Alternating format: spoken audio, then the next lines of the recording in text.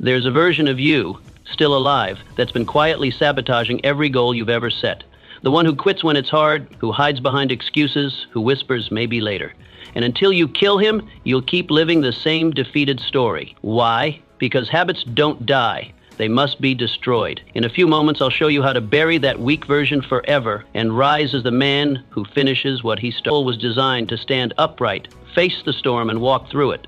The reason most men fail isn't because they're weak in strength. It's because they surrender in mind. They quit too early. They walk away when the work feels heavy. And so they live their lives in half measures, half dreams, half efforts, half alive. You must kill that weak version of yourself that bows to discomfort, that whispers, "It's too much." You do this not by force, but by decision. Decide that from this day forward, you will not crawl again. You will not kneel to your excuses. Rise, not because it's easy, but because it's necessary.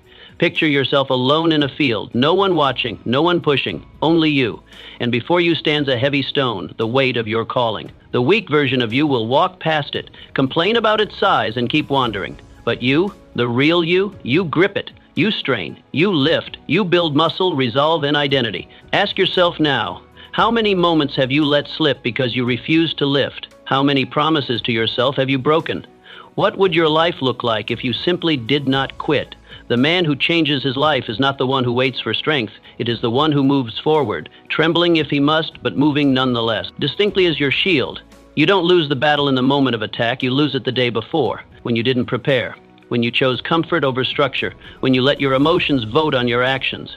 A weak version of you walks without discipline. But the stronger man, the real you, carries it like a shield. You don't rise strong by chance, you rise because you design a way of living that makes quitting impossible. Discipline is not about punishment, it's about power. Power over your body, your words, your days. It makes you reliable in a world of excuses. Most men only act when they feel inspired. That's why they rarely build anything of worth.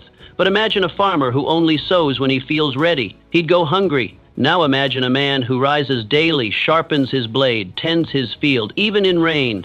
That man eats while others wait. What rituals shape your day? Do you wake with purpose or drift with the wind? Do you study, plan, prepare, or are you always reacting?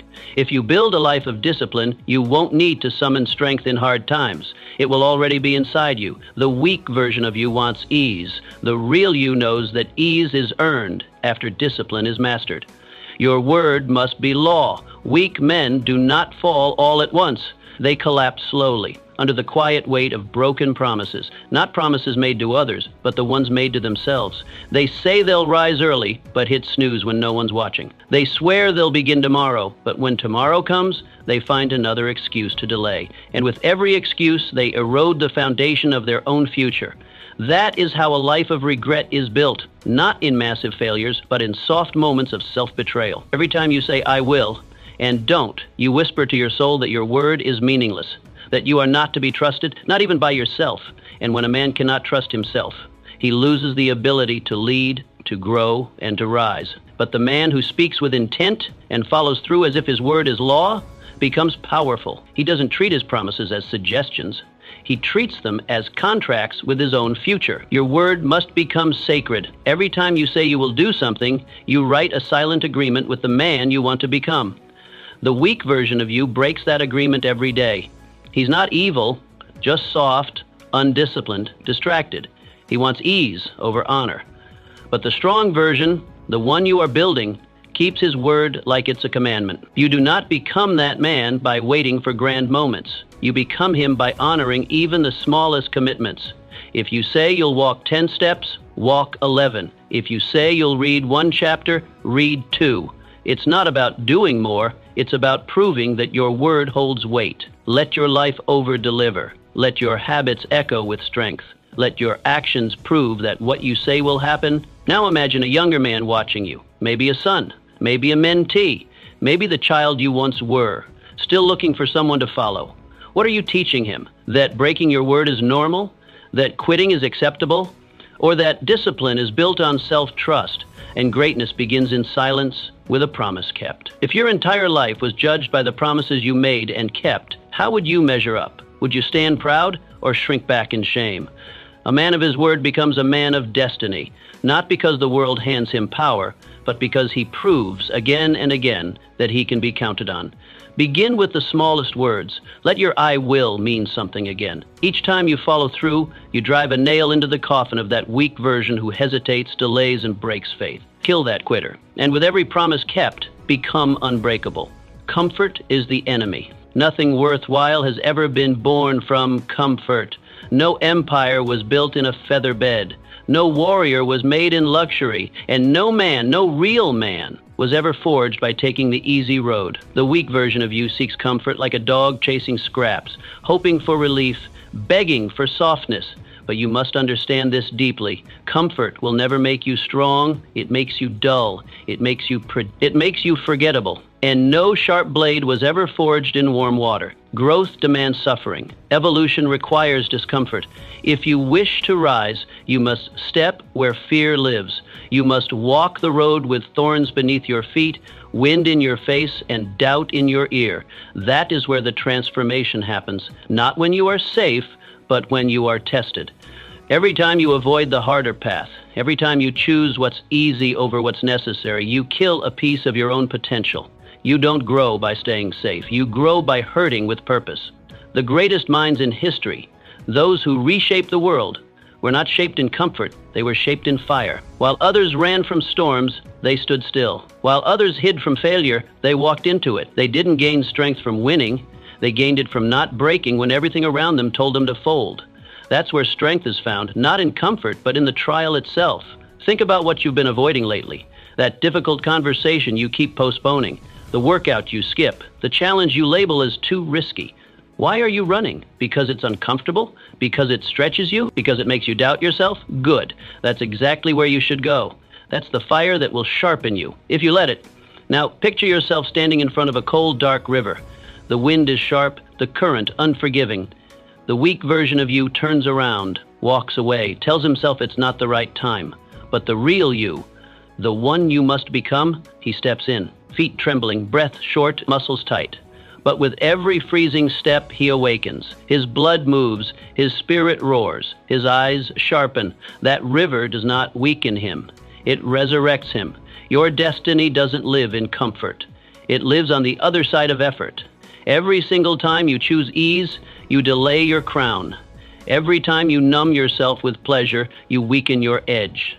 And soon the world forgets you ever had one. So ask yourself the hard question. Are you ready to suffer for what you believe in, or will you keep chasing pleasure and calling it peace? Are you ready to sweat, to bleed, to fall and rise again because your mission is worth it? Or will you keep living for ease and dressing it up as joy? Comfort is not your ally. It is a prison made of softness and excuses. And every day you stay inside it, your greatness dies a little more. Kill that version of you that chooses comfort and step into the fire where real men are made. Failure is not fatal. A quitting is. The weak version of you whispers lies every time you stumble. It says, stop, you're not good enough. This is the end. But that voice is not truth. It's fear wearing the mask of logic. It is comfort pretending to protect you. Because in truth, failure is not the signal to stop. It is the signal to begin again. Wiser, sharper, stronger. Failure is your instructor, not your executioner. Only the man who quits loses. Everyone else grows. And the man who grows wins. You were not born to walk only smooth paths. You were not created to succeed on the first try. You were born to fall and rise again, until the world can no longer ignore your persistence. Think of a child learning to walk. He stumbles, he falls, he crashes into tables and topples over his own feet. But he does not say, maybe walking isn't for me. No, he gets up again. Because deep within him, before fear was ever taught, he knows that falling is part of rising. And so it is with your dreams. Failure only holds power over you when you allow it the final word. When you say, that's it, I'm done, you hand failure the pen and let it write your ending. But you were meant to edit that story, to rewrite it, to revise it through action, and to turn failure into a chapter, not a conclusion. Most men try once. They fall and they retreat. They go back to safety. They call themselves realistic, and wear their regret like armor. But the ones who rise, the ones who endure the sting of falling and choose to stand up again, they inherit the crown of mastery. Think of a blacksmith at his forge. He shapes a blade from raw metal. He strikes, tempers, and cools it. But sometimes the blade breaks. Is that failure? Yes. But is it defeat? Only if he stops. The blacksmith does not walk away. He doesn't declare the sword unworthy. He tempers it again. He strikes again. He changes the angle, the fire, the pressure. He adapts. And that broken metal, reshaped by trial, becomes unbreakable. So it is with you. Ask yourself, what have you given up on too soon? Was it a goal you once chased with fire? A habit you swore to master? A dream you abandoned at the first setback? What if you had stayed one day longer? What if your next attempt was the one that turned the tide? How many victories are buried in your past, not because they failed to happen, but because you failed to stay? The weak version of you fears looking foolish. He imagines the laughter, the judgment, the silent shame of failing again. But the strong version of you sees every stumble as a step forward. He does not fall back. He falls forward. He does not hide his scars. He wears them as proof that he fought, endured, and never gave up.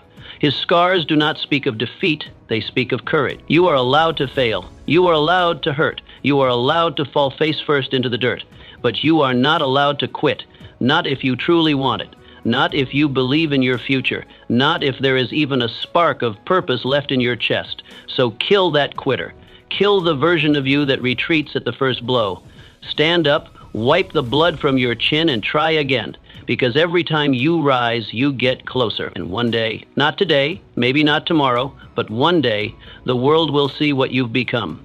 Fall, rise, repeat, until you're unshakable. You don't need motivation. You need a decision. Waiting for motivation is like waiting for the wind to carry your boat to shore. It might come, and it might not. And if it doesn't, if the breeze never shows, you'll float endlessly, watching the coastline but never reaching it. The weak version of you waits like this. He tells himself he'll move when he feels ready, when the stars align, when the fire inside magically lights. But real strength doesn't wait, it acts. The stronger version of you, the one who's silent, disciplined, and determined, knows that movement must come before feeling. Action first, emotion later. This is the trap. You believe something outside of you will give you permission to begin. You believe a spark must arrive before you can build the flame.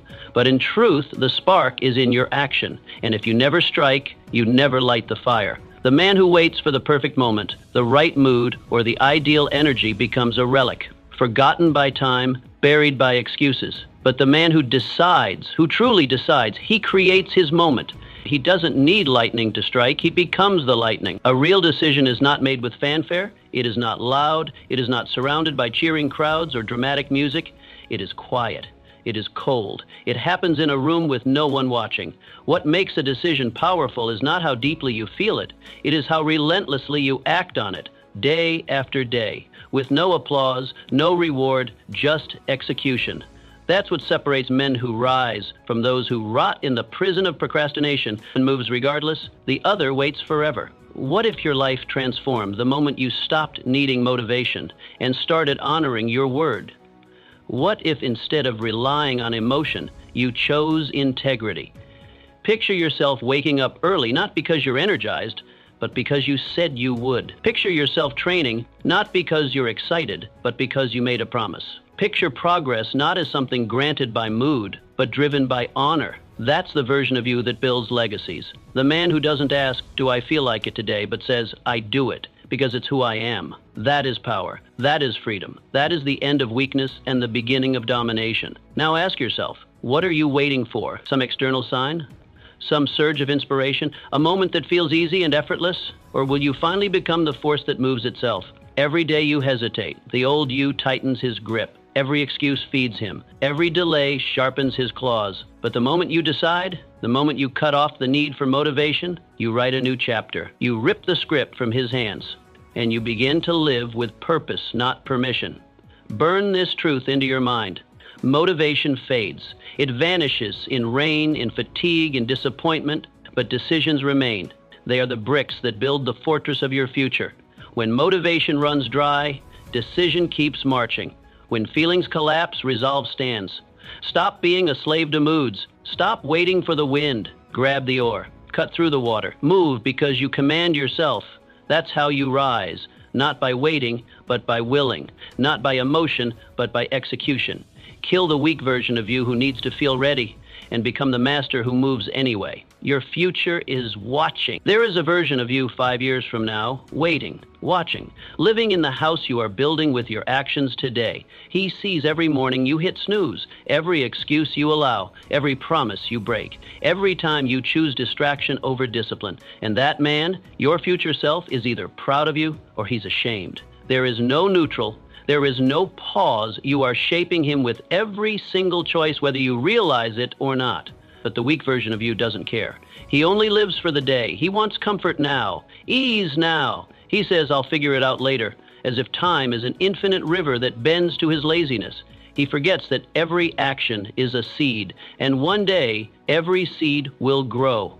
Whether it's a seed of strength or weakness, that's entirely up to you. The man of discipline, the man of clarity, he understands the weight of his choices. He doesn't move carelessly. He plants each habit, each routine, each word with intention, because he knows the harvest is coming. He lives for that moment when the future version of himself can look back and say, thank you, not for being perfect, but for being committed. So ask yourself, what kind of man are you becoming? Strip away the talk, the goals, the grand ideas. Look only at your actions. What do they say?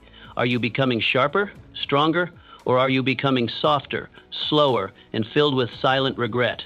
Now picture this. You walk into a room. It's quiet. In it, you meet your future self. One version stands tall, his shoulders firm, eyes clear. He worked through doubt. He chose growth over comfort. He showed up when it was hard. And now he owns his life. The other version, he slouched, eyes dull, his face is a map of what ifs and I wish I had. You don't need to ask which path he chose. It's written all over him. Which man do you want to become? Because here's the truth most ignore. Your future self isn't a mystery. He's a mirror built by your daily behavior. Every workout you skip, every lie you tell yourself that you'll start tomorrow, it all counts. You cannot cheat your future. You cannot hide from it. It remembers everything. Even the smallest decisions are bricks in the foundation of who you are becoming. Wake up early and you train your future to be alert. Speak with honesty and you give him character. Choose discipline over distraction and you give him strength.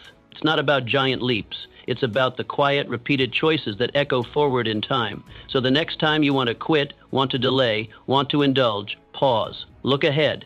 See that version of you 5 years from now. Hear his voice. Is he saying, thank you for not giving up? Or is he whispering, why didn't you try harder? You are always becoming someone. That's the inescapable truth. Every second, you are sculpting a man, a king or a coward, a leader or a shadow. You can't stand still.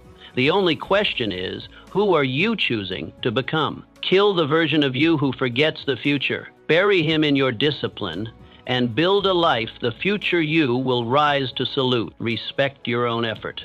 The weak version of you is impatient. He looks for validation in applause, reward, and recognition. If the world doesn't notice, he believes the work didn't count. He assumes that if the results don't show instantly, the effort was wasted.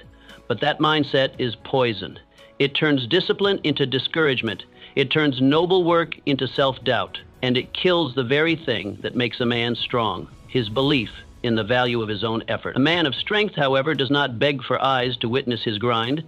He doesn't check the scoreboard after every rep. He doesn't perform for cheers. He works for something deeper, something quieter, something sacred. He understands that real progress is often invisible, that true transformation happens long before the world applauds, and sometimes even if it never does. You must learn to value the hidden things, the silent repetitions, the early mornings when the world sleeps, the late nights when you finish your tasks in exhausted silence, the moments you choose effort even when no one is watching, because all mastery begins in the shadows. The strongest roots grow underground. The most powerful structures are anchored by foundations the eye never sees, and the greatest men were built long before anyone knew their names. What would your life look like if you clapped for yourself after every honest day's work? What if you gave yourself permission to feel proud, not when others approved, but when you knew you had given everything? Imagine ending your day looking in the mirror and saying, that mattered even if no one else noticed. That is self-respect. That is where real confidence is born, not from applause, but from earned action. Most people quit not because they are lazy, but because they believe their labor is meaningless. They work hard, and the world stays silent. They sacrifice comfort, and there's no gold medal at the finish line. So they assume it wasn't worth it. But what if they were wrong? What if every single act of effort, every rep, every step, every page, every hard decision was building something bigger than they could currently see? What if the reward just hadn't arrived yet? Ask yourself, how many things have you walked away from simply because they didn't feel rewarding at the time? How many dreams did you abandon because they weren't immediately profitable? How many habits did you break because the progress was invisible? The truth is, reward often shows up late. Mastery arrives in whispers, and greatness usually enters through the back door. But respect can be earned today, not from others, from yourself. You earn it with discipline, with consistency, with choosing effort over ease, especially when no one else sees. Every time you show up, every time you push forward, every time you decide, I will do this anyway, you become a man who respects himself. And a man who respects his effort never quits on himself. This is how you build unshakable self-worth, not through fame, not through money, not through likes or praise, but through silent, steady, earned action. Let the world ignore you. Let them sleep on your name. You keep building, you keep grinding, because you know that the invisible work is the real work, that the things no one else sees are the things that define who you are becoming. So if no one claps for you, clap for yourself.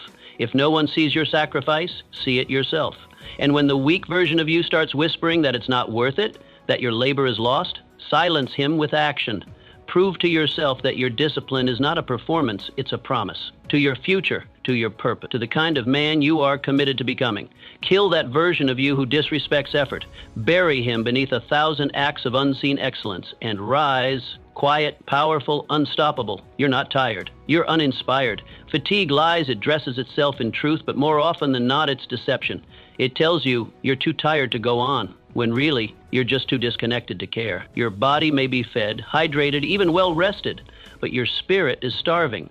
And the weak version of you takes that dullness, that lack of spark, and uses it as permission to stop. He doesn't investigate. He doesn't dig deeper. He just gives in and calls it exhaustion. But you must learn to look deeper. Fatigue is not always physical. Often, it's emotional, spiritual, existential. It's the dull ache of a man who has forgotten why he started. You don't reignite your energy by lying down. You reignite it by remembering your purpose. That's what gives breath to the lungs, fire to the heart, precision to the mind. When you know why you are doing something, energy finds you. Focus finds you. You don't collapse, you rise. You don't avoid the hard things, you pursue them because they matter. Ask yourself, what have you lost your fire for? Is it your dream, your discipline, your craft, your promise to yourself? And what is the story you now tell when you skip, delay, quit? Is it really that you're tired, or is it that your purpose has faded from view? Picture a man digging for treasure. Every day he swings his pick. The sun burns overhead. His muscles ache. Days pass. Nothing comes.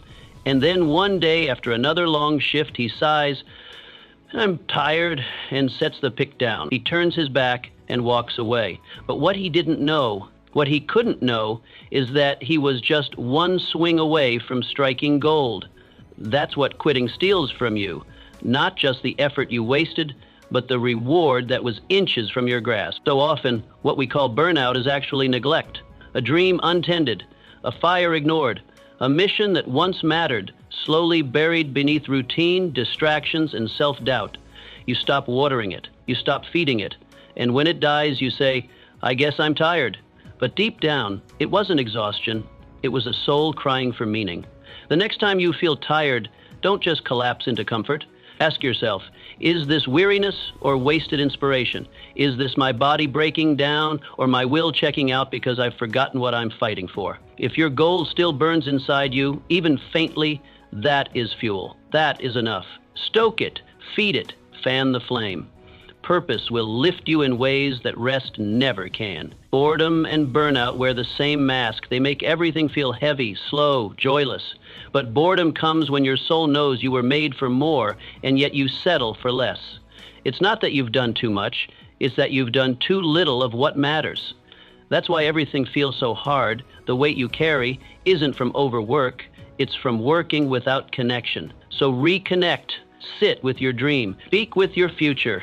Remember the man you said you'd become. Let him speak to you. Let his voice remind you that your fatigue isn't final. It's just fog. Walk through it. On the other side, there is fire again. You don't need more sleep. You don't need another break. You need a reason. You need a cause that wakes you up before the alarm.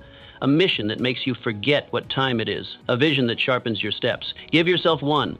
Don't trust fatigue until you've tested it. Push once more, try again, and then ask, was I tired or just disconnected from my purpose? That question could change your life.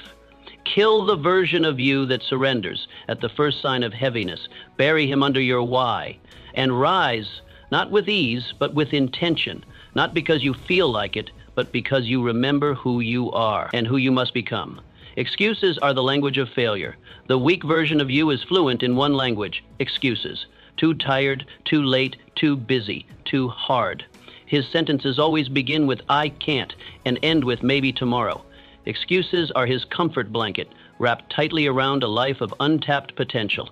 He doesn't challenge them, he believes them. And every time he speaks one aloud, he feeds a silent enemy that grows stronger with each utterance, self-deception. But you weren't born with excuses. No child starts life saying, it's too hard. They try, they fall, they cry, and they try again. You learned excuses from fear, from failure, from watching others give up. But what is learned can be unlearned. And it must be, because every excuse you entertain robs you of your strength. Every time you let yourself off the hook, a piece of your power quietly slips away. Keep that pattern long enough, and one day you forget you ever had any. You begin to believe the lie that you're not capable, that success is for others, that your dreams are unreasonable. But these are not truths. These are just well-practiced scripts handed down by the weaker version of you, the part that wants comfort over greatness, safety over success, survival over growth. The strongest men you admire, they aren't without flaws. They've stumbled, failed, and fallen like everyone else. But what sets them apart is not perfection, it's ownership. They do not explain away their setbacks. They examine them. They ask, what can I learn? Instead of, whose fault is this? They choose responsibility over rescue, growth over excuse. Ask yourself this, how many of your excuses are actually true? Are you really too tired or just unmotivated? Are you really too busy or just unwilling to prioritize? Is it truly too hard or just unfamiliar and therefore uncomfortable? Now imagine standing in a room full of champions, men who have bled for their goals, suffered for their vision, endured ridicule, and kept going. And now it's your turn to speak. You clear your throat and say, I didn't follow through because I was tired. How would it sound in that room? Would you feel proud? Or would your own words shame you? This is the test that changes everything. Would your excuse hold up in front of the man you want to become? If not, don't speak it. Don't even think it. Replace it. The man who transforms his life kills the language of limitation. He swaps it for words of power. Simple, direct, unstoppable. I will. I must. I begin now. Excuses are comfort's vocabulary, but purpose has its own dialect, one made of discipline, sacrifice, clarity, and fire. Every time you let an excuse slide, you strengthen the chains that hold you back. But every time you catch one, challenge it, and crush it, you snap a link in that chain. One broken link at a time, you reclaim your strength. The next time you hear the words forming, I don't feel like it, or it's too late now, pause, just for a second. Hear it, catch it, and choose something better. Say, I'll start anyway. Say one more step. Say now, not because you feel like it, not because it's easy, but because you're done letting weak words define your destiny. Understand this clearly. You don't need more chances. You don't need more time, better conditions, or external validation. What you need is fewer excuses. One less excuse today is one more door open tomorrow. One more act of courage. One more drop of momentum. One more chance to rise when the old you would have backed down. You are not held back by circumstance. You're held back by the story you tell about your circumstance. And you are the author. If the narrative sounds weak, rewrite it. Don't wait for a new year, a new week, a new version of you to start. You don't become stronger by waiting. You become stronger by refusing to wait. Right here, right now, you can kill that voice that always has a reason to stop and start speaking with the voice of power, the voice of action, the voice of now. So let today be the day you stop negotiating with weakness. Let this be the chapter where your excuses die and your power returns. Speak not like a victim, speak like a man forging his way through fire, carrying the hammer of his will. There is no more room for the language of limitation. There is only this: I will, I must, I begin now. No more reasons, no more delays, fewer excuses, greater results. The world owes you nothing. Build anyway. There's a weak part of you, a small bitter voice that keeps whispering, I deserve more support, more recognition, more help, more applause. It believes the world owes you something for your effort. It waits for a reward to appear, for someone to step in and lift the weight, for the universe to acknowledge your struggle and hand you a smoother path. But here is the truth. The world owes you nothing, not a single helping hand, not even an explanation. And that is not a tragedy. That's a gift, if you're willing to see it. Because the moment you stop expecting something from others is the moment you start demanding more from yourself. That's where your power begins. It begins when you drop the script of the victim and pick up the hammer of the builder. No man ever rose by waiting for rescue. Every man who built a legacy did so by taking what little he had and multiplying it. He didn't complain about the lack of fairness. He didn't ask why others had more. He didn't sit still waiting to be chosen. He chose himself, and he got to work. The weak version of you complains that it's not fair, that other people had a head start, that no one appreciates what you've been through. But fairness is not the fuel of greatness. Fire is. Fire that says, even if no one notices, I will still rise. Fire that burns in silence, without applause, without permission. Ask yourself right now, what are you waiting on? A better situation? A new opportunity? A lucky break? Someone to recognize your worth and open a door for you? And the harder question, what if they never do? What if no one ever hands you the key? Would you stop? Would you sit in bitterness? Or would you stand up and build your own door? Imagine a man in the wilderness. He holds a dull blade, and no one is coming to help him sharpen it. No mentors, no praise, no shortcuts, just him, the stone, and the time it takes. Does he sit down and cry? No. He sharpens the blade anyway, with sweat, with scars, with silence. That man is you. You don't need approval. You don't need someone to carry you. You need will. Unbreakable, unstoppable will. Kill that part of you that feels entitled. Tear it out like a weed. It grows quietly, but poisons deeply. Every moment you think, I should have more, you surrender your strength. Replace that voice with gratitude. Gratitude for the chance to earn your place, for the fact that nothing is guaranteed, because that means everything is possible. The world may never give you what you think you deserve, but it will always respond to what you create. That's the code, that's the law. If you build something powerful, something real, the world will take notice. Maybe not tomorrow, maybe not in the way you expect, but real work echoes. Real work leaves a mark. No one's coming to save you. No one's going to arrive with the perfect plan, the easy path, the praise you think you've earned. And that, my friend, is your greatest advantage. Because if no one is coming, then you are free. Free to build without waiting. Free to grow without asking. Free to rise without permission. This is your turning point. Stop waiting. Start building. Start showing up like a man who knows that nothing is promised, but everything can be earned. Let others wait for favors. You forge forward. Let others ask for help. You become help.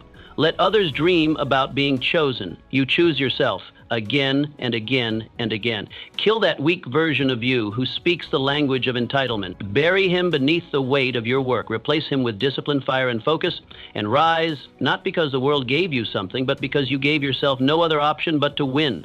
Small wins make giants. You don't become unstoppable by doing one grand thing. That's a fantasy, a trap. The world loves stories of sudden transformation. A man goes from failure to glory in a single step. But real life doesn't work that way. Real strength isn't built in a day of fire. It's built in 1,000 quiet days. You become unstoppable, not through one massive action, but by showing up day after day. When it's boring, when it's hard, when it feels like nothing's changing. The weak version of you craves drama. He's addicted to intensity. He wants overnight success, giant leaps, perfect conditions. But greatness isn't made that way. It isn't an explosion. It's a construction project, brick by brick. Small wins stacked patiently until they become a fortress. And each day you delay the next brick because it doesn't feel significant, you delay your destiny. A giant is not born. He is built inch by inch, stone by stone. He is forged in the mundane, not the miraculous. You want to kill the quitter inside you? Start by making small promises to yourself and keeping them. You said you'd wake up at 5? Do it. You said you'd read a chapter? Finish it. You said you'd go for a walk, write a page, do one more rep, follow through. These aren't small things. They are sacred. Every time you honor your word, you lay a stone in the structure of your identity. You're not just completing tasks. You're proving to yourself that you are who you say you are. The problem isn't that your goals are too big. The problem is that you keep chasing big goals while ignoring the small ones that actually build you. You dream of writing the book, launching the business, transforming your body, but you won't do the 10 minutes of focused work today. You won't get to bed on time. You skip the basics, then wonder why the mountain won't move. But mountains don't move, you do. Progress is not a sprint, it's a grind. A faithful, sometimes thankless repetition of effort when no one claps and nothing seems different. That's what makes you strong. That's what makes you real. And that's what the weak version of you doesn't understand. Because he lives for the feeling, not the result. He wants instant rewards, not inner growth. He quits when it's quiet. He quits when it's slow. He quits when there's no spotlight. Imagine building a cathedral, 1 stone per day. After a week, it's invisible. After a month, it's discouraging. But after a year, sacred. And the man who laid each stone with care, he knows the worth of every inch. He knows what he built. And more importantly, who he became in the building of it. You are building something too. Every time you rise when it's easier to rest, you're stacking your strength. Every time you resist distraction and stick to your process, you're laying a stone. Every time you finish what you start, you're writing a story the future you will stand inside with pride. Do you want confidence? Keep your word. Do you want power? Show up daily. Do you want to silence the voice that says you're not enough? Beat it with proof. 1 honest win at a time. Every small victory rewires your brain. It teaches you that you are not a slave to emotion, that your feelings don't dictate your future. It teaches you that discipline is possible and repetition is the gateway to greatness. That belief, brick by brick, becomes unshakable strength. You don't need to conquer the whole mountain today. You don't even need to see the summit. All you need is the next step. Take it. Do it well. Then do it again. That's the way. That's always been the way. Giants are not made by force. They are made by faithful repetition. So the next time you feel like giving up because the reward hasn't come or the progress seems invisible, remember this. 1 more rep matters. 1 more brick counts. 1 more day of discipline will echo far louder than 100 days of ambition without action. Kill that weak version of you who's obsessed with leaps and allergic to consistency. Starve him. Bury him beneath your quiet victories and rise, not with noise, but with the steady strength of a man who builds his greatness daily. Train your mind like a soldier. Most men drift through life with minds as wild as the wind, untrained, undisciplined, fragile. Their thoughts chase anything loud. Their focus breaks at the slightest pressure. And when life hits hard, they panic. They weren't prepared. Their minds weren't ready. And in battle, whether it's a crisis, a challenge, or a decision, they fall apart. But not you, because if you truly want to kill the weak version of yourself, you must train your mind like a soldier trains for war, with rigor, with precision, with relentless commitment. No weapon is more powerful than a mind under control. Not brute strength, not talent, not charm or luck or wealth. A mind that has been trained to think clearly, act calmly, and focus deliberately becomes unstoppable. It turns storms into strategy. It turns fear into fuel, and it turns confusion into clarity. The weak version of you doesn't understand this. He lets distractions decide his direction. He wakes up and immediately gives his attention to whatever screams the loudest. A message, a problem, a fear. He believes that every thought must be true simply because he had it. He never questions his mind. He follows it. And that is the fastest way to destruction, because the mind left untrained will believe anything. It will absorb every criticism, replay every failure, and bend under every doubt. Unless you take control, the strong version of you does something different. He doesn't just hear his thoughts, he tests them. He looks at fear and says, is this real or just imagine? He hears doubt and responds, prove it. He sees distraction and says, not now. He doesn't let weakness become identity. He doesn't accept noise as truth. He doesn't surrender his attention to whatever pops up. He challenges every thought until only the strong ones remain. So ask yourself, what's been running your mind lately? Has it been fear, insecurity, jealousy, the past, the approval of others? If so, then it's time for war. Because your mind is not neutral, it's a battlefield. And on this battlefield, if you're not training, you're retreating. Start here. Picture your mind as a fortress. Every day, enemies try to enter. Some wear the face of doubt. Others disguise themselves as comparison, laziness, or self-pity. And unless you're guarding the gates, they will break in. Discipline is the guard, repetition is the reinforcement, and truth is the weapon. You must defend the space between your ears like your life depends on it, because it does. Train daily. Don't just hope for focus, build it. Set time to think, time to read, time to reflect. Create stillness on purpose. Eliminate the noise that doesn't serve your mission. Stop giving your attention away to things that subtract your strength. Guard your inputs, because what you let in becomes what you think about, and what you think about becomes what you believe. Choose powerful words. Speak truth over your life, even when you feel weak, especially when you feel weak. Say, I am focused. Say, I am building. Say, I will not break. Speak only what builds, not what breaks, because your words become blueprints, and your mind builds whatever you say most often. You don't have to fix everything overnight, but you must begin. You don't change your life by waiting for perfect peace. You change it by training for battle so that when the storm comes, you're already ready. Here's what you need to remember. You cannot become who you're meant to be while still thinking like who you used to be.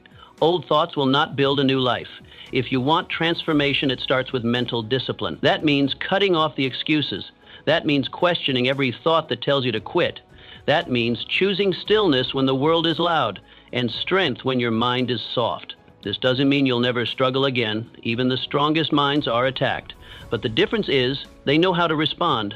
When fear knocks, they don't collapse. When failure speaks, they don't bow. They stand. They refocus.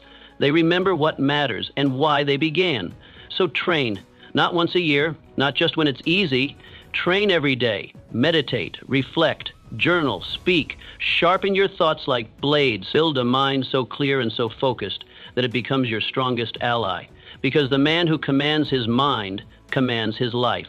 He doesn't chase clarity, he creates it. He doesn't wait for motivation, he generates it.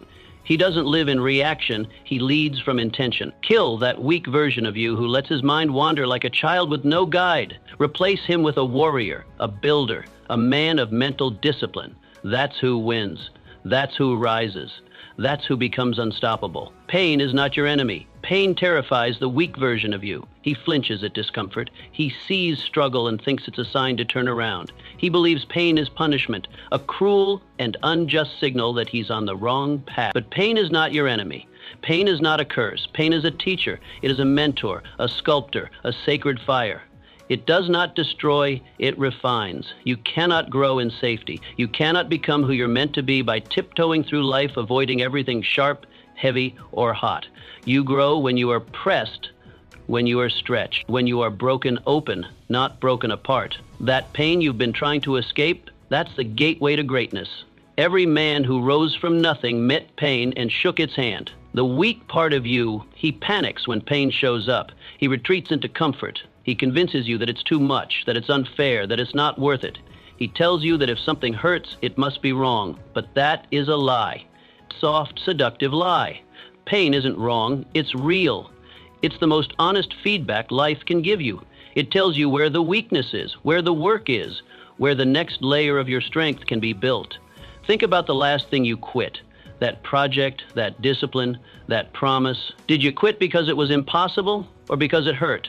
Did you walk away because you lacked ability or because you lacked the endurance to push through discomfort? Most men never find out what they're capable of, not because they hit their limit, but because they hit their pain threshold and backed down. They never broke, they just bent and ran. But now picture this, a blacksmith shaping a blade, fire, pressure, repetition. Again and again the hammer falls, the steel bends, groans, resists, and slowly it becomes something sharp, something deadly, something useful. That's what makes the blade. Not luck, not ease, not gentle polishing. Fire and force. That's what makes you, too. So why would you run from what strengthens you? Pain is not the problem. Avoiding it is. Pain is the signal, the compass. It says, here's the weakness. Here's where you're soft. Here's where you need to grow. And if you can stay in the heat, If you can endure, you come out forged, hardened, not bitter but better, not fragile but focused. But here's the test. Are you running from pain, or are you learning from it? Are you shrinking away, blaming the fire, or are you standing in it long enough to understand it? The man who wins, truly wins, doesn't avoid pain. He transforms it. He doesn't fear the fall. He fears wasting the lesson. He doesn't cry, "Why me?" when things hurt. He asks, "What is this here to teach me?" Every scar, every stumble, every sleepless night becomes his material. And from that material, he builds the next version of himself. You've been taught to chase ease, to believe comfort is the sign of success. But comfort never built a warrior. Pain did. Adversity did. Rejection did. And if you hide from pain, you are hiding from your own potential. You are delaying your growth. You are weakening your spirit by starving it of resistance. So welcome the fire. Stand in it. Let it show you what needs to be burned away. Your laziness, your excuses, your softness, all of it. Burn it down. What survives that flame is real. What survives is what is ready. You were built for this. Built to endure, yes, but more than that, built to rise. Not just to suffer and survive, but to transcend.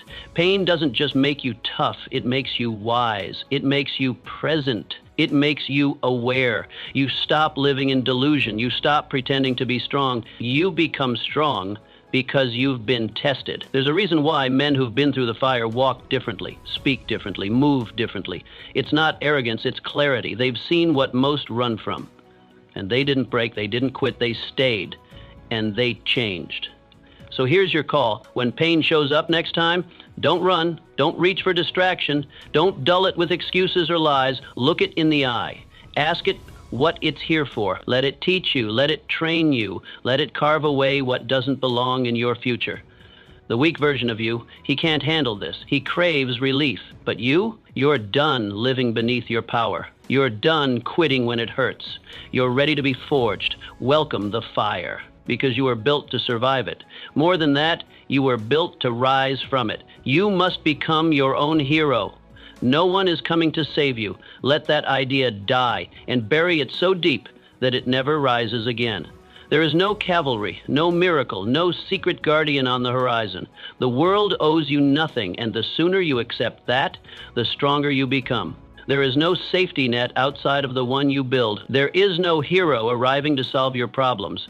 The only hero that exists, the only one who can rescue you, is you. The weak version of you doesn't want to hear this. He clings to the fantasy that someone, anyone, will step in and take over, that someone will come along and give him permission, show him the way, open the door, carry the burden, silence the fear.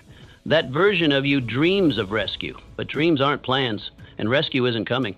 The strong version of you doesn't wait, he acts. He looks around at the ruins, the weight, the mess, and he says, "This is mine to handle." He becomes the rescuer, the builder, the leader, the answer he once prayed for. Look at your life right now.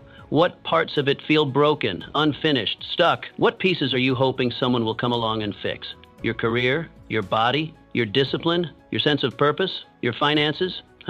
Now I ask the hardest question. What if no one ever does? What if this is it? Just you and the mountain in front of you. Would you keep waiting, or would you ride? Imagine this. You're stranded on an island. No ships, no help, no radio, just you, sand, trees, and the long, heavy silence of being completely on your own. Do you sit on the shore hoping someone will see you? Do you pray the tide brings you a miracle, or do you build? A shelter, a signal, a plan, a path. Because if you don't build, you die. That island is your life. No one is coming. You must build. And something incredible happens when you stop waiting and start working. When you stop wishing and start building. You change. Not instantly, but day by day, piece by piece. You become stronger. Not just in body, but in spirit. You become faster, not in speed, but in decision. You become wiser, because the world no longer feels like something happening to you. It becomes something you are shaping. As you build, the victim inside you begins to die. The voice that said, "Why me?" begins to fade. The one that said, "This isn't fair," begins to fall silent, and something new is born. The victor, the man who doesn't wait, the man who doesn't wish, the man who acts, who endures, who overcomes. You begin to trust yourself. You no longer look outside for strength. You become the source. You no longer wait for instructions. You create your own blueprint, and from that blueprint, a new life begins to rise. One stone, one decision, one act of courage at a time. Ask yourself right now, are you waiting for someone to notice you, to validate you, to tell you you're good enough, strong enough, ready? Or are you willing, finally, to carry your own weight? You must be willing. Because when you become your own hero, you never need rescuing again. Heroes aren't born through applause. They're not defined by costume or title. They are forged in silence, built in the dark, molded through resistance. They are men who looked around and realized no one was coming and decided they would go instead. Let the weak part of you fade. That version who needed someone to tell him what to do, that version who waited for signs, for green lights, for comfort. Kill that part, burn him down, and from his ashes watch who rises. It's not easy. Nothing about this path is gentle. You'll feel alone, you'll feel tired, you'll question yourself, but that's part of the fire. That's part of the shaping.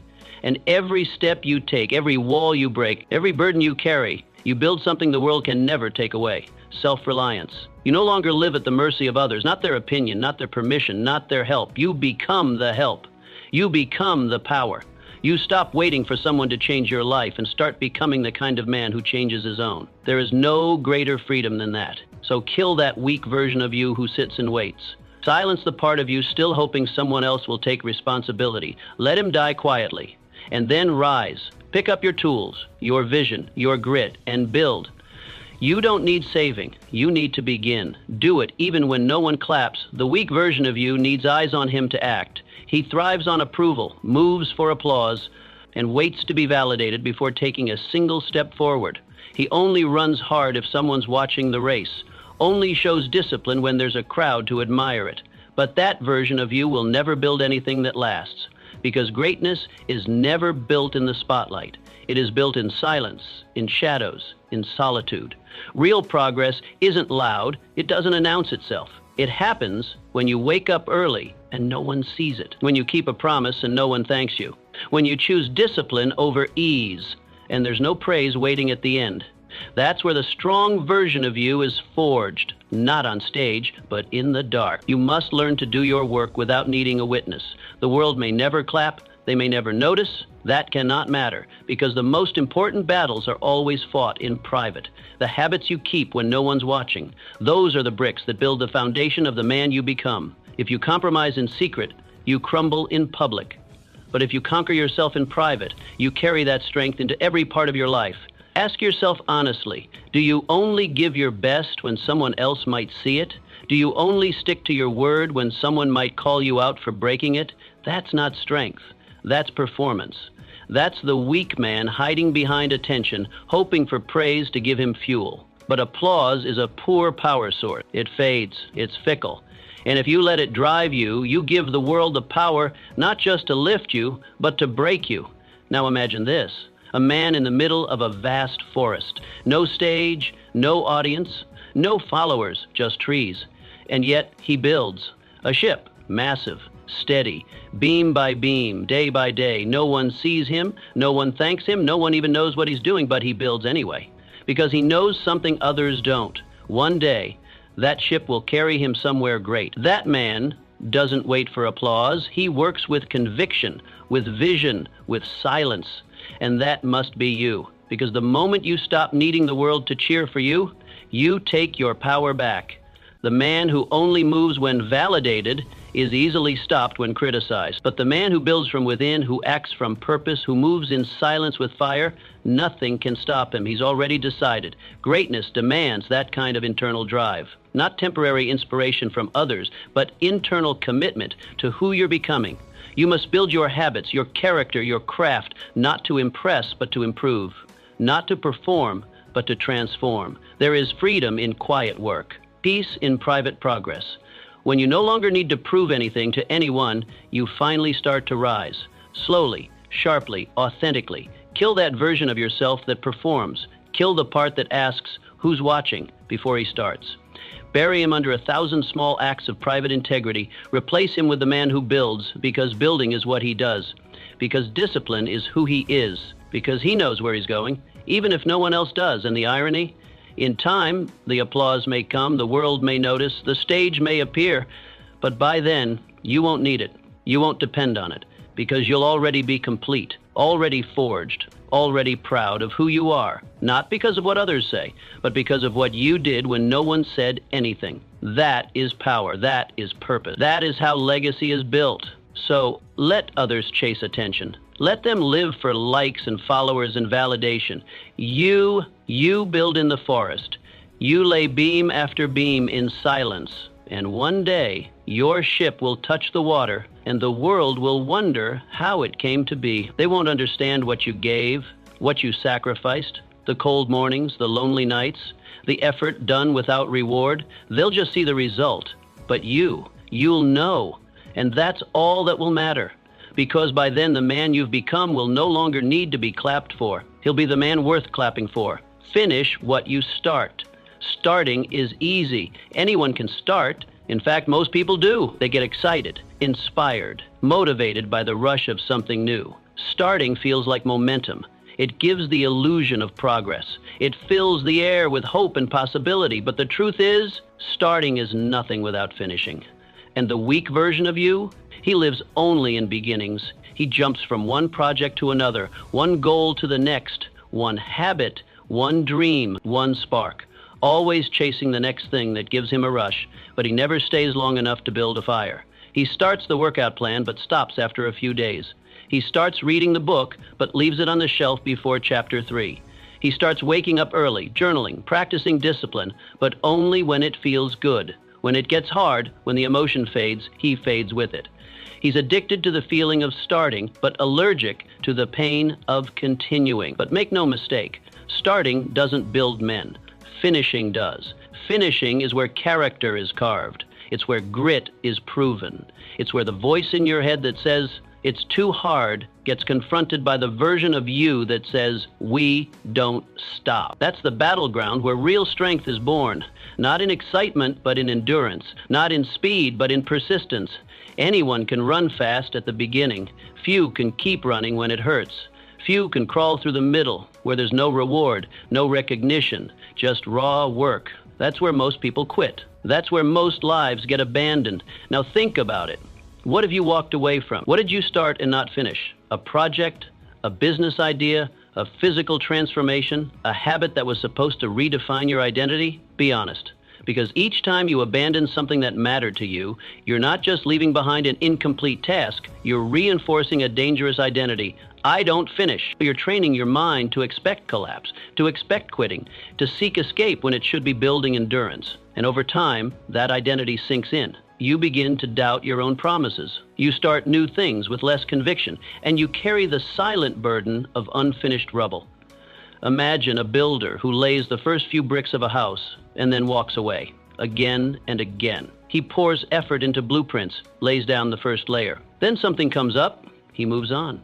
He finds another plot, another vision, another start, but never a finish. What's left behind? Scattered bricks, broken foundations, half-formed dreams, and nothing that can shelter him, nothing that lasts. That's what your life becomes if you don't finish. But the opposite is just as powerful. When you do finish, when you fight through boredom, pain, setbacks, and doubt, you shift something inside you. It's more than checking off a task. You become someone else. You become the man who follows through. The man who says, I will, and does. The man whose word holds weight, even when no one else sees it. That shift is not emotional, it's spiritual, mental, foundational. It's the root of self-trust, the cornerstone of confidence. Because when you finish even one meaningful thing, you prove to yourself that your discipline is stronger than your mood, that your mission matters more than your comfort, and that power compounds. It spills over into everything else. You start walking taller, speaking clearer, acting bolder, because deep down you know, I don't quit. A finish. Ask yourself this. What would your life look like if you simply finished what you started? Not perfectly, not quickly, just consistently, brick by brick, page by page, day by day, one habit at a time. Would your body look different? Would your bank account, your career, your relationships, your inner peace? You don't need more goals. You need completion. You need to look back at something you built and say, I stay. Let it be your new mission. I finish. Whether it takes days or years, I finish. Whether anyone notices or not, I finish. Whether it's exciting or exhausting, I finish. Not because it's glamorous, not because it's easy, but because that's who I am. Make finishing your identity, because finishing is rare. Most people quit. Most people justify their failure and move on. But finishing, it builds legacy. It builds power. It builds men. When you finish what you start, your name begins to mean something. People start to listen, not because you're loud, but because your actions speak. That's how influence is earned. That's how trust is won. That's how you go from ordinary to exceptional. And don't misunderstand, finishing doesn't mean perfection. It doesn't mean the journey was smooth or the outcome was flawless. It means you stayed the course, you carried the weight, you paid the price, and you crossed the line even if you were crawling. So go back to that thing you started, pick it up, dust it off, and decide that this time it gets done. Kill that weak version of you who lives for beginnings and dies in the middle. Let him fade with every step you take toward the finish line. And let the man who finishes rise, not because it's easy, not because it's quick, but because that's who you've chosen to become. Master the morning, control the day. The weak version of you stumbles into the morning like a drunk into a storm, disoriented, distracted, and already behind. He sleeps too late and thinks too little. He doesn't rise with purpose. He drags himself out of bed like it's a punishment. His first thoughts are not direction, but reaction, to noise, to stress, to whatever demands his attention. And so the pattern begins.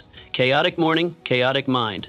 Unfocused start, unfocused day. It's not just poor time management, it's a slow death of power. But the man who masters the morning, he masters his life. Because the way you begin is the way you command. And a man who commands the start of his day becomes the man who commands his future. Picture this, a general preparing for war. Does he sleep through sunrise? No. He's up before his men, scanning the field, studying the terrain, reviewing the enemy's moves, setting the formation. He doesn't enter battle by accident. He prepares. That's you. The battlefield is your life. The war is against distraction, laziness, weakness, and doubt. And the morning is your strongest weapon. If you don't use it, you lose it. And if you lose your morning, you've already surrendered the first battle of the day. Ask yourself, what do you actually do with your first hour? Does it strengthen your body, sharpen your mind, fortify your spirit, or is it filled with meaningless habits that cost you more than you realize? Because if your first hour is soft, the rest of the day will follow its lead. You'll be scattered, slow, unfocused, led around by emotions, demands, and distractions. That isn't just wasted time. That's a weakened life. The morning sets the tone, and when you disrespect that hour, you're not just neglecting routine, you're sabotaging your potential. But when you own it, everything changes. When your morning becomes sacred, your power becomes real. Not someday, not in theory, now. A powerful morning doesn't begin with perfection, it begins with intentionality. You don't have to wake up at 4 a.m. or run a marathon, but you must rise with purpose. You must claim the first hour as your time to build the man you want to be. That hour is your forge. It's the chamber where you shape your thoughts, your body, your focus, and your spiritual state before the world can get its hands on you. Because if the world owns your morning, it will own your mind. But if you own your morning, nothing and no one can shake you. You're grounded. You're prepared. You've already won before others even begin. Here's the hard truth. The weak version of you will always have a reason to skip the morning. I didn't sleep well. I'm not a morning person. I'll start tomorrow. These are lies dressed as excuses. And every time you believe them, you reinforce that weakness. You keep feeding the part of you that fears effort. But the man you want to become, the man who builds legacy, strength, clarity, leadership, he doesn't ask how he feels in the morning. He moves, he acts, he shows up whether it's easy or not, because that's what structure does. It replaces feelings with principle, and that's what you need to grow. Make the morning sacred, make it structured. Not rigid, not punishing, but disciplined. Give yourself a pattern that serves you. Maybe it's movement, breath work, silence, reading, planning, reflection. But whatever it is, own it. Claim it. Make it non-negotiable, because the benefits aren't small. When you start the day strong, your brain works better, your decisions sharpen, your stress lowers, your self-respect grows. And most of all, you trust yourself. You begin the day knowing, I already kept a promise to myself, and that feeling becomes fuel. The morning is where you build momentum. It's where you create clarity before the chaos. It's where you become intentional before the noise of the world tells you who to be. You don't need a perfect life to have a powerful morning. You don't need silence, comfort, or time handed to you on a golden platter. You just need a decision, a choice to stop stumbling into your life and start steering it. Let the weak version of you die in the sheets. Let him sleep while you rise. Let him wait while you work. Because while others wake up looking for direction, you've already created yours. This is not about becoming a robot. It's not about hustle for the sake of hustle. It's about leadership. And the first person you must lead is yourself. From the second you open your eyes, own your morning.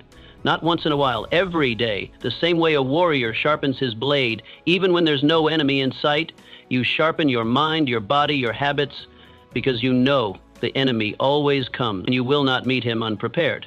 The man who owns his morning is not thrown off by noise, by crisis, by temptation, because he's already grounded, already clear, already rooted in who he is. So kill that weak version of you who rises late, reacts first, and thinks later. Leave him in yesterday. And from tomorrow forward, rise with fire. Because once you own your morning, the rest of the day can't own you. And the man who controls his day, he controls his destiny. Do hard things on purpose. The weak version of you treats difficulty like it's a disease, something to avoid, to run from, to shield yourself against. He wakes up hoping the day will be easy, hoping the challenges are light, the discomfort's rare. When something hard appears, he interprets it as a sign to quit, as evidence that the path is wrong. To him, resistance is rejection. Pressure is punishment. Pain is something to escape, not embrace. And that mindset, soft, fragile, cowardly, will build a life that crumbles the first time reality applies heat. But the man you are becoming knows better. He doesn't fear pressure. He seeks it. He doesn't wait for the easy path. He walks into the fire. Because he knows that strength isn't found in comfort. It is built in adversity. He does hard things on purpose, not for applause, not for appearance, but because he understands something most men never learn. Pressure reveals power. You will never find your strength by avoiding the weight. You only find it by lifting it, again and again, until the muscles of your will, your mind, your spirit, bend that resistance to your will. There is no shortcut, no secret, no substitute. If you want to grow, you must strain. You must choose the uncomfortable path and stay on it. When your legs shake, when your breath shortens, when your mind screams for relief, that is where transformation lives. Not in the beginning, not in the hype, but in the middle of the suffering, when every part of you is tempted to quit and you refuse. When was the last time you did something hard just to prove you could, not because it was required, not because someone asked, but simply to confront the part of you that still doubts, still hides, still hesitates? That's the question most never ask, and that's why most never grow. They wait until life forces pain on them, then complain when it arrives. But the man who trains in difficulty walks into it on his own terms. He says, let it hurt now, so I'm ready when it hits later. He turns discomfort into discipline. Picture a warrior, one who never trains, never sweats, never bleeds in preparation. He stays comfortable, safe. He convinces himself that strength will find him when he needs it. But when the real battle comes, when the arrows fly and the enemy strikes, he is unprepared. He breaks under pressure. He dies with regret. Now imagine another warrior, one who wakes before dawn, who climbs hills carrying weight, who spars until he stumbles, who chooses struggle daily. When battle finds him, he doesn't flinch, because he's already been there. He's already bled, already conquered pain. And now he doesn't just survive. He wins. Which one are you preparing to be?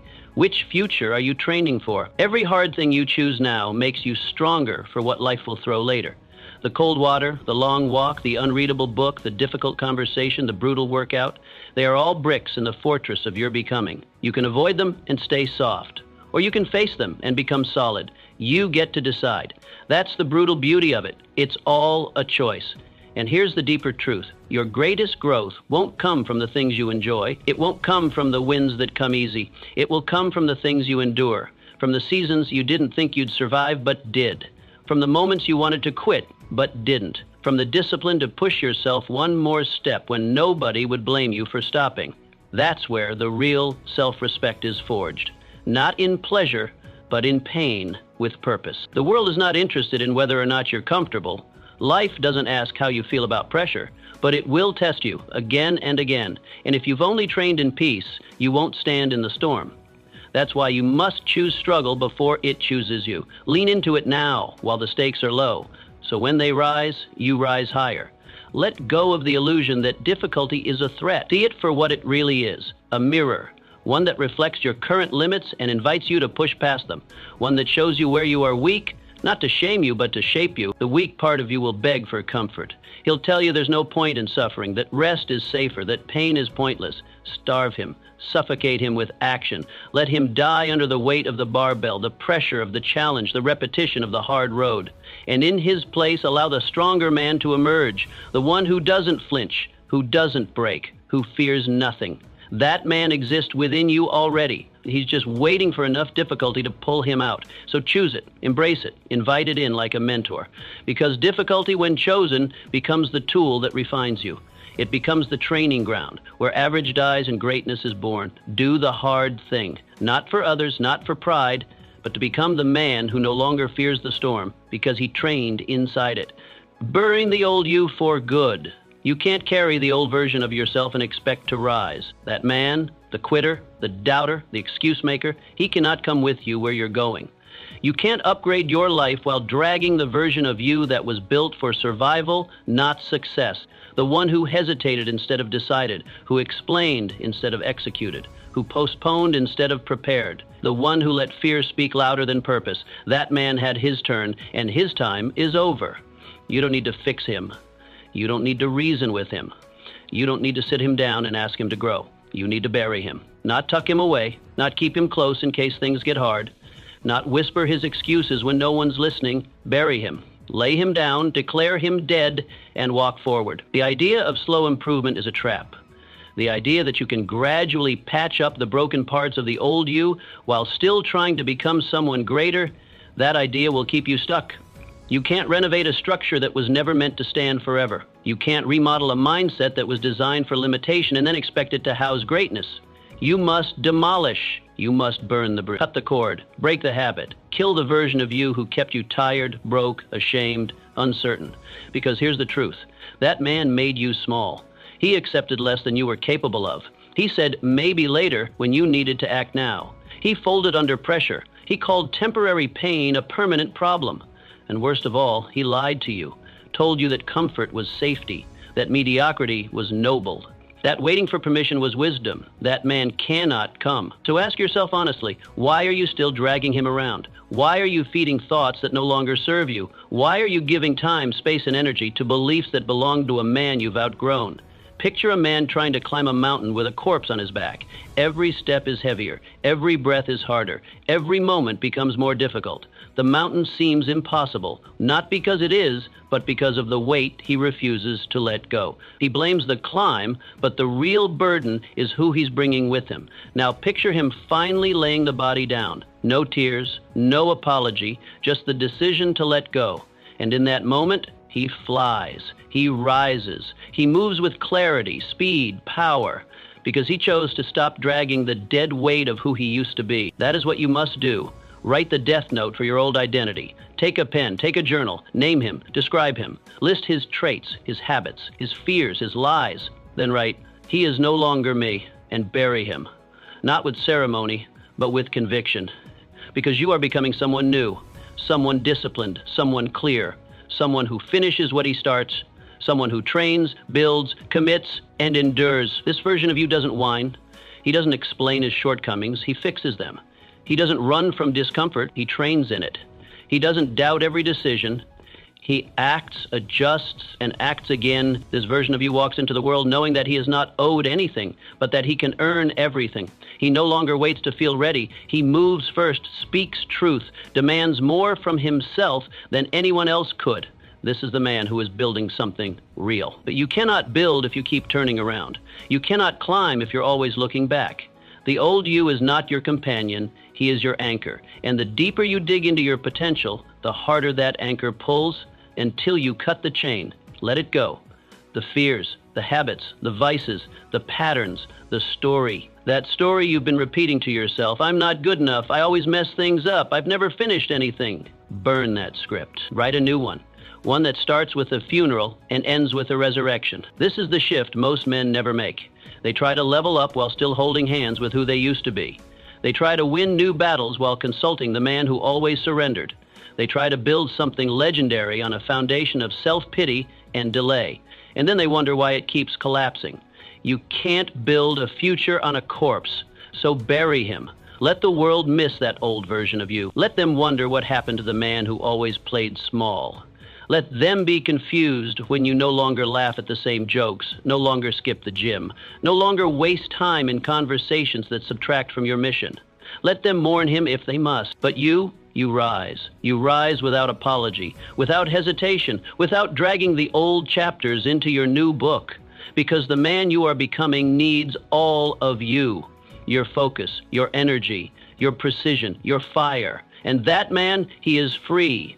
Free from the lies, free from the shame, free from the identity that once kept him quiet, average, and afraid. That man moves without baggage, without delay, without doubt. So here's your moment. Don't improve the old you.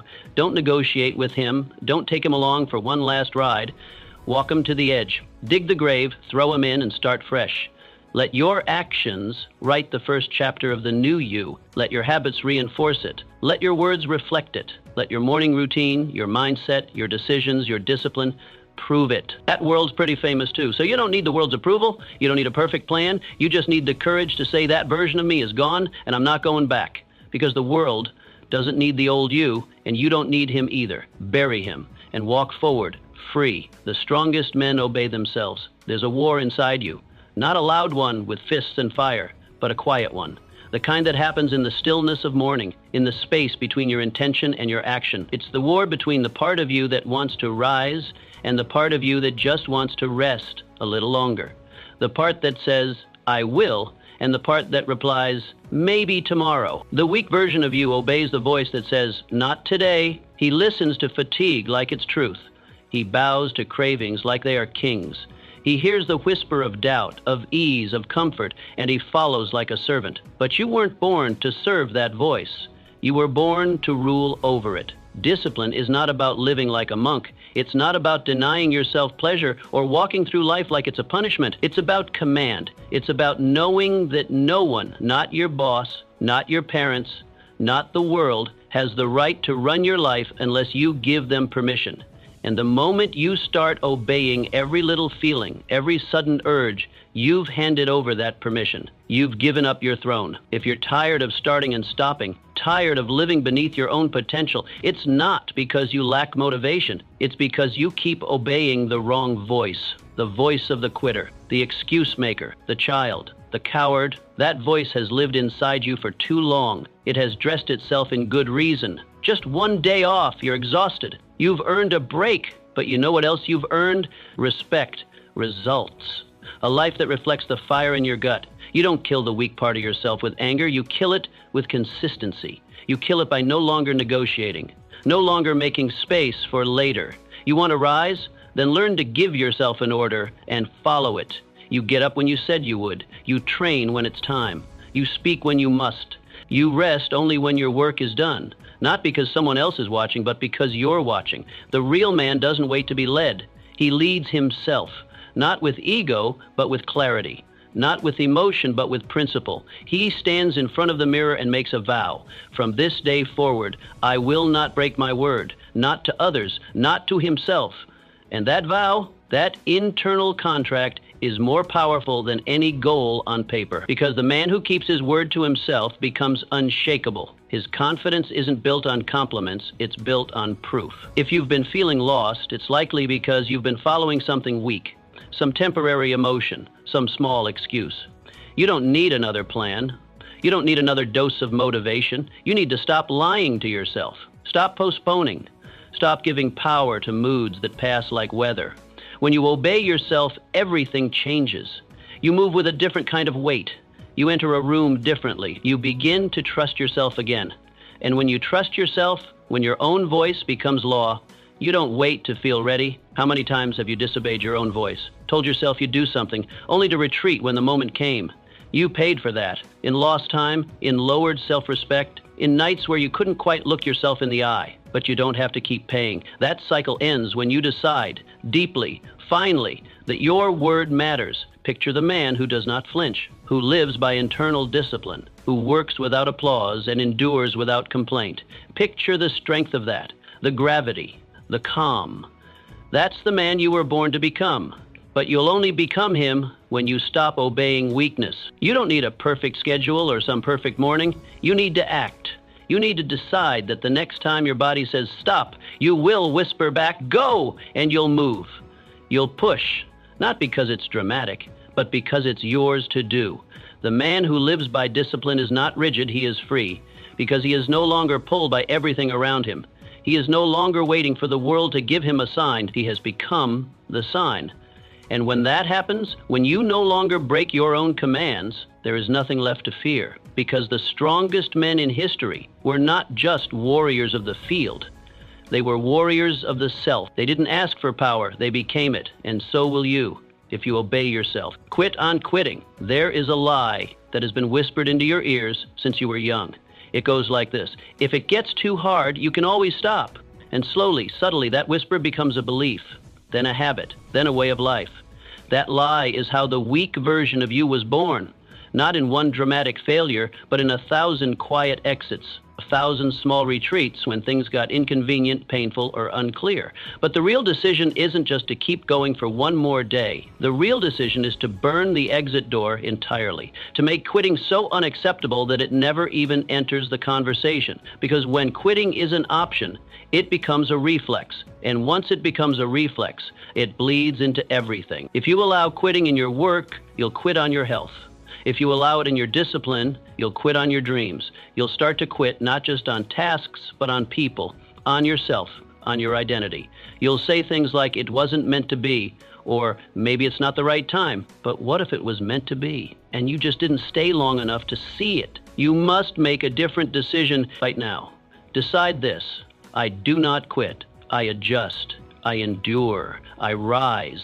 That decision must be final. Not something you test, but something you live by. It must become part of your code, engraved deeper than any excuse. Ask yourself, what would your life look like if quitting was no longer available to you? What projects would you finish? What level of discipline would you reach? What man would you become if you simply refused to stop? Picture a man in a tunnel. He's been digging for hours, maybe days. The light is gone. His hands are blistered. He's tired, discouraged, and unsure how far he's come. He could turn back, most do, but something in him says, one more swing. And with that next hit, just one more, he breaks through. Daylight floods in. He collapses forward, not from defeat, but from triumph. And the only thing that got him there was that he quit on quitting. That must be you. You don't need more talent. You don't need perfect conditions. You don't even need to know how it will work out. You just need to refuse to stop. Refuse to walk away. Refuse to let quitting become part of your nature. Because here's the truth. Every great achievement was surrounded by moments that begged for surrender. Every leader you admire, every builder of empires, every warrior of purpose, they all stood where you're standing now, on the edge of comfort and collapse. But instead of stepping back, they planted their feet and moved forward. You think strength comes from always winning. It doesn't. It comes from staying in the game when everything in you screams to leave. From breathing through the pain, from crawling, if that's what it takes, but never breaking. If you build a life where quitting is acceptable, you'll always find a reason to retreat. But if you kill that door, if you shut it and seal it, you will discover something few men ever do: the strength to endure. And endurance, my friend, is the soil where all greatness grows. So now, make this vow, not a wish, not a maybe, a vow. I will never quit on myself again. I will not entertain escape. I will push. I will adjust. I will overcome. This vow won't be glamorous. No one may see it. But over time, it will show up in every corner of your life, in the way you speak, the way you train, the way you rise after failure. You'll look back one day and realize that it wasn't the moment of success that defined you. It was the moment of refusal. The moment you stood against the urge to run. The moment you quit on quitting. Let that be today. Let that be now. Because your life does depend on it. And you're not here to wonder. You're here to win. The weak version of you had his time, and he wasted it. Now it's your turn. Burn the excuses, break the cycle, bury the quitter. From this moment on, you don't pause, you don't retreat, you rise. Kill the weakness and watch the world make way for your strength.